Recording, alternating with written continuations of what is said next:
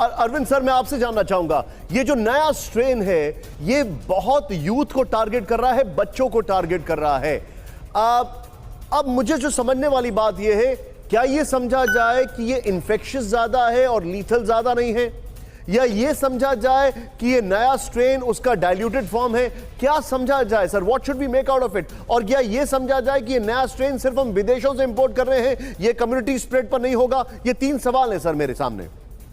जी, आपने पहला जो सवाल किया कि क्या ये ज्यादा इन्फेक्शियस है, तो यस, इंग्लैंड से जो डेटा अवेलेबल है उसमें उन्होंने कहा है क्लियरली कि ये करीब करीब 70% ज्यादा इन्फेक्शियस है।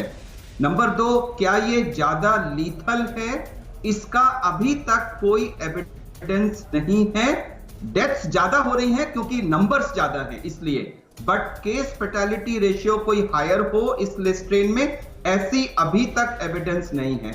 नंबर 3, ये सही है कि पिछला वाला स्ट्रेन बच्चों को उतना इफेक्ट नहीं कर रहा था, ये स्ट्रेन बच्चों में ज्यादा इफेक्ट कर रहा है। और उसी के कंटिन्यूएशन में मैं रिस्पेक्टफुली आपसे डिसएग्री करूंगा।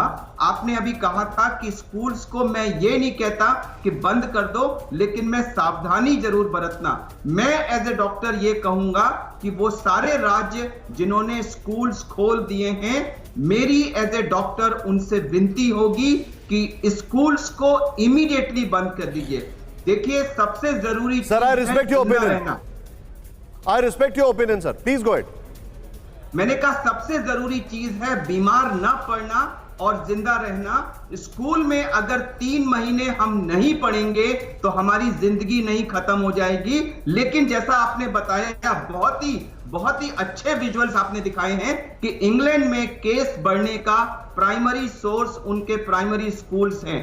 और ये जो 58 केस की हम बात कर रहे हैं, तो मैं ये भी बताना चाहूंगा कि बहुत सारे इंग्लैंड से आने वाले लोग ऐसे हैं जो ट्रेसेबल नहीं हैं, गायब हो गए हैं। हमें नहीं पता कि उनमें से कितने पॉजिटिव हैं।